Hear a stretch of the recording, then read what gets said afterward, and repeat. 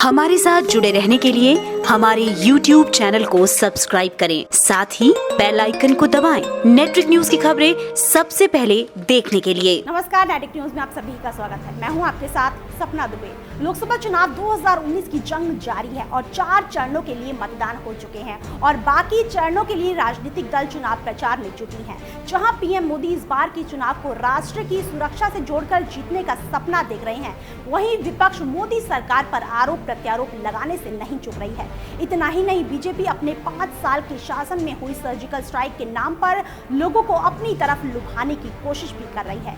BJP नेता अपने हर भाषण में सर्जिकल स्ट्राइक और एयर स्ट्राइक का जिक्र करना कभी नहीं भूलते हैं। इस चुनाव प्रचार में उनका अहम मुद्दा सर्जिकल स्ट्राइक पर लोगों की सहानुभूति पाना है, ताकि लोगों को ऐसा लगे कि बीजेपी देश की सुरक्षा को लेकर हमेशा तत्पर रहती है और पीएम मोदी के लिए देश की सुरक्षा का मुद्दा सबसे पहले है। तो वहीं बीजेपी के सर्जिकल स्ट्राइक और एयर स्ट्राइक को उन्हीं के पूर्व नेता ने एक सोची समझी साजिश करार दिया है, बल्कि भारतीय सैनिकों के काफिले पर होने वाले फिदायीन पुलवामा हमले को भी गोधरा कांड की तरह राजनीतिक षड्यंत्र बताया है। गोधरा कांड और गुजरात दंगे न सिर्फ देश की राजनीति के लिए एक बड़ा बदनुमा दाग, बल्कि भारत की एकता को प्रभावित करने वाली बहुत बड़ी घटना भी है। वो मनहूस दिन शायद ही कोई देश का नागरिक भूल सकता है, जब एक साथ 59 लोग आग में जलकर मरे थे।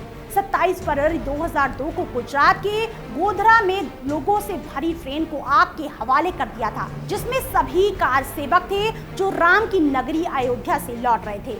ये सभी कार सेवक राम मंदिर आंदोलन के एक कार्यक्रम से वापस लौट रहे थे।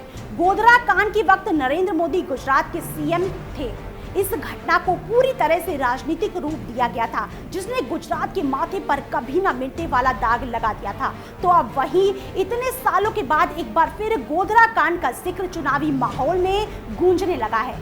पीएम मोदी और बीजेपी के बार बार पुलवामा हमले की पलटवार में हुई एयर स्ट्राइक का जिक्र करने को लेकर बीजेपी के पूर्व नेता और गुजरात के पूर्व सीएम शंकर सिंह बाघेला ने बीजेपी और पीएम मोदी के सिर पर एक बहुत बड़ा आरोप मढ़ दिया है।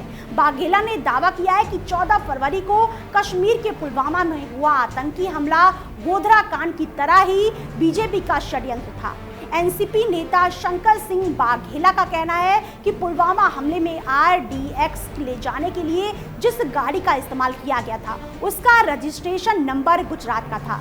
इसी के साथ आपको याद दिलाते हैं पीएम मोदी का वो भाषण जो उन्होंने 1 मई को अयोध्या में दिया। इस भाषण में पीएम मोदी ने विपक्ष पर हमला बोलते हुए कहा कि पिछले 5 साल में आतंकी हमले कम हुए हैं और आतंकी एक कमजोर सरकार का इंतजार कर रहे हैं। पीएम मोदी के इस बयान पर भी पलटवार करते हुए एनसीपी नेता शंकर सिंह बाघेला ने कहा है कि भारतीय जनता पार्टी चुनाव जीतने के लिए हमेशा से ही आतंकवाद का सहारा लेती आई है।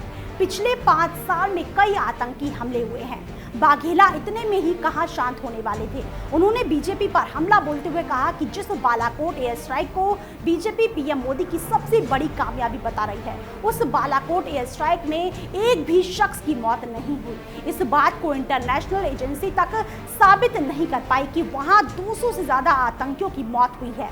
बाघेला ने कहा कि बालाकोट एयर स्ट्राइक बीजेपी की एक सोची समझी साजिश थी। ये तो होना ही था, क्योंकि खुफिया जानकारी से पुलवामा हमले की सूचना मिल जाने के बाद भी मोदी सरकार ने उसके खिलाफ कोई एक्शन नहीं लिया था, जैसे वो पुलवामा हमले के जैसे कुछ होने का इंतजार कर रहे हो।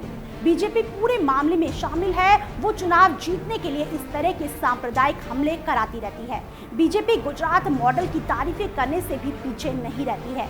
बीजेपी पर निशाना साधते हुए बाघेला ने कहा कि गुजरात मॉडल झूठा है, प्रदेश मुश्किलों से जूझ रहा है और बीजेपी नेता ही खुद को बंधुआ मजदूर समझ रहे हैं। बीजेपी नेता ही पार्टी से परेशान है। आपको बता दें कि गुजरात में 26 लोकसभा सीटें हैं। पिछली लोकसभा चुनाव में बीजेपी सभी सीटों पर जीतने पर कामयाब हो गई थी, लेकिन इस बार विपक्ष बीजेपी को पूरी टक्कर दे रहा है।